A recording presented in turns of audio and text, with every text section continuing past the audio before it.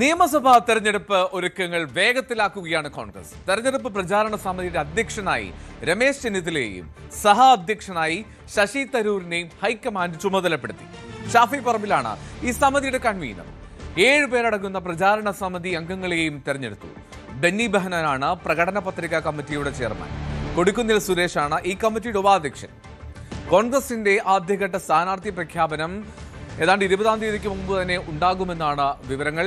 Dan Kurian കൂടുതൽ വിശദാംശങ്ങൾ നൽകും. ഡാൻ, രമേശ് ചെന്നിത്തലയ്ക്ക് ആ സമിതി നയിക്കാനുള്ള, പ്രചാരണ സമിതിയെ നയിക്കാനുള്ള നിയോഗം എത്തുന്നു.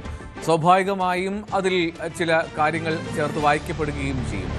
ഇപ്പോൾ കോൺഗ്രസിൽ തന്നെ ആര് നേതൃത്വം നൽകുമെന്നുള്ള ചോദ്യമുണ്ടല്ലോ. പക്ഷേ ഇത് തെരഞ്ഞെടുപ്പ് പ്രചാരണ സമിതി എന്നുള്ളത് ശരി തന്നെ. പക്ഷേ അപ്പോൾ പോലും എങ്ങനെയാണ് ഈ ഒരു ഹൈക്കമാൻഡ് നീക്കത്തെ കോൺഗ്രസ് അണികളെങ്കിലും നോക്കിക്കാണാം?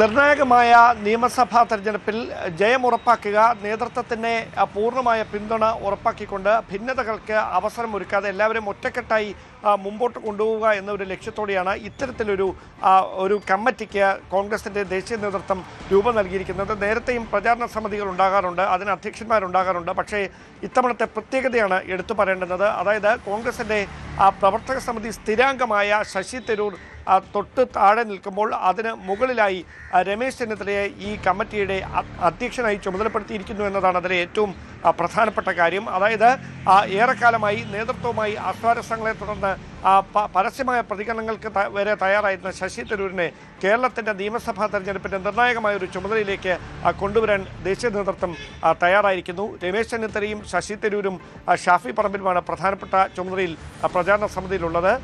ഷാഫി പറമ്പിലാണ് ഈ കമ്മിറ്റിയുടെ കൺവീനർ. അതോടൊപ്പമാണ് 7 പ്രധാനപ്പെട്ട നേതാക്കൾ, ഹൈബി ഈഡനും റോജി എം ജോണും CR മഹേഷും മാത്യു കുഴൽനാടനും രമ്യ ഹരിദാസും M ലിജുവും ദീപ്തി മേരി വർഗീസും ഉൾപ്പെടുന്ന 7-അംഗ സമിതി കൂടി ഈ കമ്മിറ്റിയുടെ പ്രചാരണ സമിതിയുടെ ഭാഗമായി അംഗങ്ങളായി അവർ കൂടി ഉൾപ്പെടുന്നത്. അതായത് നേതാക്കളെ ഒറ്റക്കെട്ടായി മുമ്പോട്ട് കൊണ്ടുപോവുക, ഈ തെരഞ്ഞെടുപ്പ് മുന്നിൽ കണ്ട എന്നൊരു വലിയ ദൗത്യമാണ് നേതൃത്വം മുമ്പോട്ട് വെക്കുന്നത്. അതോടൊപ്പമാണ് പ്രകടന പത്രിക കമ്മിറ്റിയുടെ ചെയർമാനായി ബെന്നി ബെഹനാനെയും സഹ ചെയർമാനായി കൊടിക്കുന്നിൽ സുരേഷിനെയും തെരഞ്ഞെടുത്തിരിക്കുന്നത്. അതിൽ ഡീൻ കുര്യാക്കോസും JB മേത്തറുമാണ് മറ്റ് അംഗങ്ങൾ.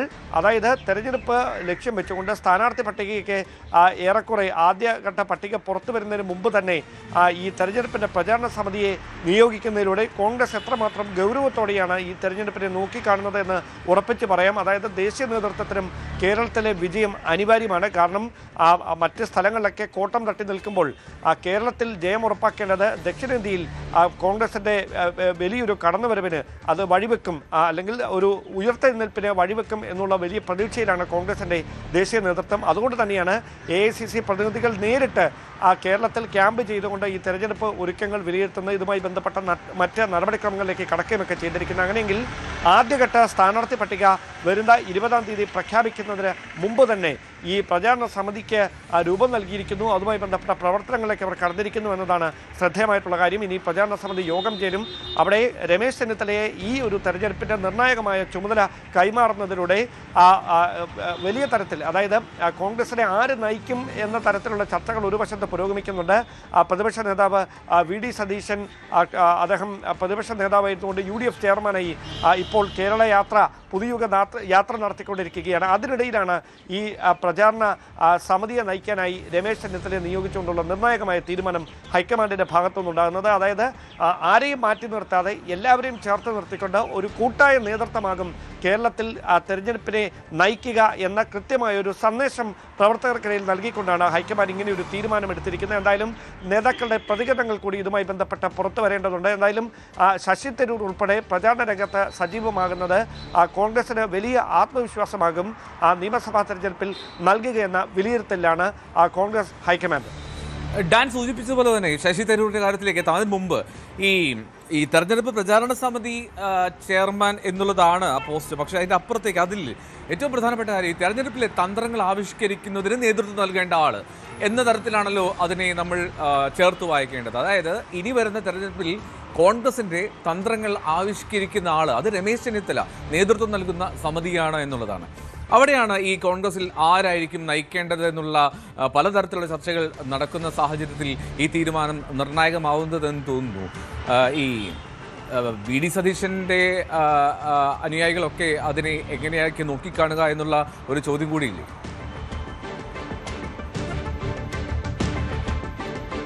നിലവിൽ തർക്കങ്ങളിലേക്കോ അല്ലെങ്കിൽ മറ്റേതെങ്കിലും അസ്വാരസ്യങ്ങളിലേക്കോ കടന്നാൽ അത് മുന്നണിയുടെ ജയത്തെ പ്രതികൂലമായി ബാധിക്കുമെന്നൊരു പൊതു വിലയിരുത്തലുണ്ട്. അതുകൊണ്ട് അത്തരത്തിലുള്ള ഒരു പ്രതികരണങ്ങൾക്കും നേതാക്കളോ പ്രവർത്തകരോ ഒന്നും തയ്യാറായിട്ടില്ല. അതേസമയം നമുക്ക് മുതിർന്ന നേതാക്കളുടെ ഭാഗത്തു നിന്ന് ലഭിക്കുന്ന വിവരങ്ങൾ അനുസരിച്ച് UDF ചെയർമാൻ കൂടിയാണ് പ്രതിപക്ഷ നേതാവ്. അതുകൊണ്ട് അത്തരത്തിൽ അതിനൊരു ആശയക്കുഴപ്പം അല്ലെങ്കിൽ അത്തരത്തിലൊരു തെറ്റായി വ്യാഖ്യാനിക്കേണ്ട ഒന്നും അവിടെ സംഭവിച്ചിട്ടില്ല. UDF ചെയർമാനായാണ് പ്രതിപക്ഷ നേതാവ് ഇപ്പോൾ ഈ യാത്ര നയിച്ചുകൊണ്ടിരിക്കുന്നത്.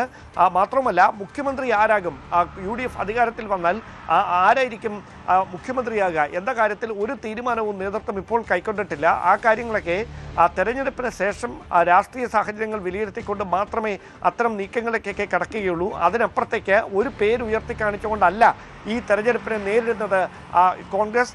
അത് കൃത്യമായി എല്ലാ നേതാക്കളോടും ദേശീയ നേതൃത്വം രാഹുൽ ഗാന്ധിയും മല്ലികാർജ്ജുന ഖാർഗെയും ഉൾപ്പെടെയുള്ള പ്രധാനപ്പെട്ട നേതാക്കളൊക്കെ ആ കാര്യങ്ങൾ നേരിട്ട് തന്നെ എല്ലാവരോടും സംസാരിച്ചിട്ടുണ്ട്. അതുകൊണ്ട് അങ്ങനെ ഒരു ആശയക്കുഴപ്പം നിലനിൽക്കുന്നില്ല.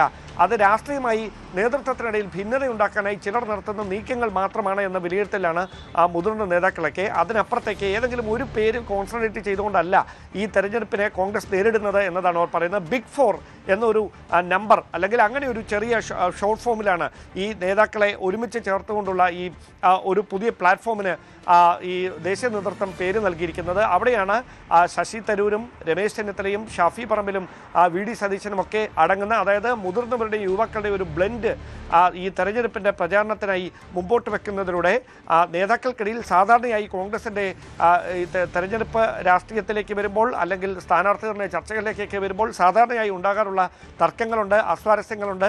അത്തരത്തിലുള്ള തർക്കങ്ങൾക്ക് പരമാവധി അവസരം ഒഴിവാക്കിക്കൊണ്ട് നേരത്തെ തന്നെ ഈ തർക്കങ്ങളൊക്കെ പരിഹരിച്ച് എല്ലാവരെയും ഒറ്റക്കെട്ടായി കൂടെ നിർത്തിക്കൊണ്ട് തെരഞ്ഞെടുപ്പിനെ നേരിടാനുള്ള ഒരു തന്ത്രം തന്നെയാണ് ഹൈക്കമാൻഡ് ഒരുക്കുന്നത്. അത് എത്ര കണ്ട് ഫലം ചെയ്യുമെന്നൊക്കെ ഇതിന് കാത്തിരുന്ന് കാരണം സാധാരണയായി സ്ഥാനാർത്ഥി പട്ടിക പ്രഖ്യാപനമൊക്കെ വരുമ്പോഴാണ് അസ്വാരസ്യങ്ങൾ മറ നീക്കുന്നത്. അത്തരത്തിലുള്ള പ്രശ്നങ്ങൾ ഉണ്ടാകാതിരിക്കാനുള്ള സജീവമായ ഇടപെടൽ ദേശീയ നേതൃത്വം തന്നെ നടത്തിക്കൊണ്ടിരിക്കുന്നു എന്നതാണ് ഇത്തവണത്തെ തെരഞ്ഞെടുപ്പ് മുന്നൊരുക്കങ്ങളെ ശ്രദ്ധേയമാക്കി മാറ്റുന്നത്. എന്തായാലും ആദ്യഘട്ട സ്ഥാനാർത്ഥി പട്ടിക വരുമ്പോൾ അത് 2 സിറ്റിംഗ് MLA-മാരുടെ പേര് ഒഴിവാക്കപ്പെടാനാണ് സാധ്യത എന്ന വിവരങ്ങളാണ് നേരത്തെ മുതൽ പുറത്തു വരുന്നത്. ഏറെക്കുറെ നേതൃത്വം സ്ഥിരീകരിക്കുന്നുകൊണ്ട് 20-ാം തീയതിയോടെ ഈ പട്ടിക പുറത്തു വന്നേക്കും എന്നുള്ള സൂചനകളാണ് ഇപ്പോൾ ലഭിച്ചുകൊണ്ടിരിക്കുന്നത്. ഡാൻ ഇപ്പോൾ സൂചിപ്പിച്ചതുപോലെ ശശി തരൂരിന്റെ കാര്യം കൂടി ഇപ്പോൾ ദേശീയ നേതൃത്വവുമായി ഹൈക്കമാൻഡുമായി ഉള്ള ഉരസലുകൾ അല്ലെങ്കിൽ അദ്ദേഹത്തിന്റെ പല പരസ്യ നിലപാടുകളുമൊക്കെ ചോദ്യം ചെയ്യപ്പെട്ടിരുന്നു ഒരുപാട് തവണ.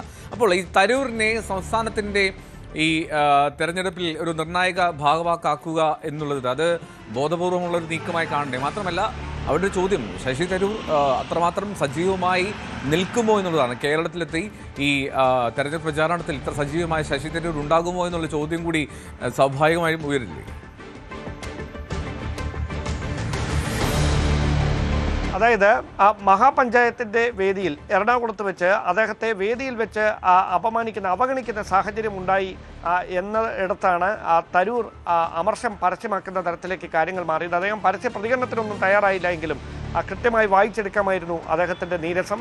അതിനുശേഷമാണ് ദേശീയ നേതൃത്വം അദ്ദേഹത്തെ ചർച്ചയ്ക്ക് വിളിക്കുന്നത്. കോൺഗ്രസ് അധ്യക്ഷനും അതോടൊപ്പം രാഹുൽ ഗാന്ധിയും മണിക്കൂറുകളോളം അദ്ദേഹവുമായി ഉണ്ടായ തർക്കങ്ങൾ പ്രശ്നങ്ങളൊക്കെ ചർച്ച ചെയ്തു. പിന്നീടാണ് ഒപ്പം ഉറച്ചു നിൽക്കുമെന്ന ഉറപ്പ് രാഹുൽ ഗാന്ധിക്കും കോൺഗ്രസ് അധ്യക്ഷനും ശശി തരൂർ നൽകുന്നത്. അതിന് പിന്നാലെയാണ് കേരളത്തിലെ തെരഞ്ഞെടുപ്പിൽ നിർണായകമായ ഒരു ചുമതല തരൂരിന് കൂടി കൈമാറാനുള്ള ഒരു തീരുമാനത്തിലേക്ക് നേതൃത്വം എത്തിയത്. അതായത് തന്നെ ബോധപൂർവമായി അവഗണിക്കുന്നു ചില നേതാക്കൾ എന്ന ഒരു അമർഷമായിരുന്നു തരൂരെന്ന് അറിയിച്ചത്. അതുകൂടി ദേശീയ നേതൃത്വം കണക്കിലെടുത്തു എന്ന് വേണം പറയാൻ. മാത്രവുമല്ല തരൂരിനെ മുന്നിൽ നിർത്തിയാൽ യുവ വോട്ടർമാർക്കിടയിലും അതോടൊപ്പം ടെക്കികൾക്കിടയിലുമൊക്കെ വലിയ സ്വാധീനമുണ്ടാക്കാൻ കഴിയും കോൺഗ്രസിന് എന്ന അഭിപ്രായം ഒരു വിഭാഗം നേതാക്കൾക്കുണ്ടായിരുന്നു. അവർ ആ കാര്യം ഹൈക്കമാൻഡിൻ്റെ നേതൃത്വത്തെ നേരത്തെ തന്നെ അറിയിച്ചതുമാണ്. അതൊക്കെ കണക്കിലെടുത്തുകൊണ്ട് തന്നെയാണ്, അതായത് കോൺഗ്രസിൻ്റെ പരമ്പരാഗത വോട്ട് ബാങ്കുകൾക്കപ്പുറത്തേക്ക് മറ്റ് മേഖലകളിലെ വോട്ടുകൾ കൂടി സ്വന്തമാക്കിയാൽ മാത്രമേ വിജയിക്കാൻ കഴിയുന്ന ഒരാശയമാണ് തരൂർ ദേശീയ തലത്തിലും സംസ്ഥാനത്തുമൊക്കെ മുമ്പോട്ട് വെച്ചുകൊണ്ടിരുന്നത്. അതിൻ്റെ ഒരു പ്രസക്തി എത്രത്തോളമാണ് എന്ന് നേതൃത്വത്തിന് ബോധ്യപ്പെട്ടതുകൊണ്ടാകണം ഇങ്ങനെ ഒരു നിർണായകമായ തെരഞ്ഞെടുപ്പിൽ പ്രധാനപ്പെട്ട ഒരു ചുമതലയിലേക്ക് ശശി തരൂരിനെ കൂടി നേതൃത്വം കൊണ്ടുവന്നിരിക്കുന്നത്. അതിൽ മറ്റ് നേതാക്കളുടെ പ്രതികരണങ്ങളൊക്കെ ഇനി ശ്രദ്ധേയമായി വരും. എന്തായാലും ഞാൻ നേരത്തെ സൂചിപ്പിച്ച പോലെ ഒറ്റക്കെട്ടായ ഒരു നേതൃത്വമാണ് തെരഞ്ഞെടുപ്പിനെ നയിക്കുന്നത് എന്നൊരു സന്ദേശം പ്രവർത്തകരിലേക്ക് കൈമാറാനായാൽ അത് വലിയ തരത്തിൽ തെരഞ്ഞെടുപ്പിൽ മുന്നേറ്റത്തിന് വഴിവെക്കുമെന്ന പ്രതീക്ഷയിലാണ് കോൺഗ്രസ് ക്യാമ്പ്. റൈറ്റ്, ഡാൻ കുര്യനാണ് വിവരങ്ങൾ നൽകിയത്. ഇനി മറ്റൊരു പ്രധാനപ്പെട്ട കാര്യം ഇതിലുള്ളത് ഷാഫി പറമ്പിലാണ് ഈ സമിതിയുടെ കൺവീനർ എന്നുള്ളത് കൂടിയാണ്. എന്താണെങ്കിലും ഈ സാമുദായിക, മഹിളാ, യുവജന സംഘടനകളൊക്കെ ഉൾപ്പെടുത്തിക്കൊണ്ടുള്ള ഒരു സമിതി രൂപീകരിച്ചു എന്നുള്ളതാണ് കോൺഗ്രസ് നേതൃത്വത്തിൻ്റെ ഒരു വിലയിരുത്തൽ. എന്താണെങ്കിലും രമേശ് ചെന്നിത്തല ഈ പ്രചാരണ സമിതിയെ നയിക്കും. ക്യാപ്റ്റൻ അല്ലെങ്കിൽ രണ്ടാമനതിൽ ശശി തരൂരാണ് എന്നുള്ളതാണ്. ഡാൻ കുര്യനാണ് തിരുവനന്തപുരത്ത് വിവരങ്ങളുമായി ചേർന്നത്.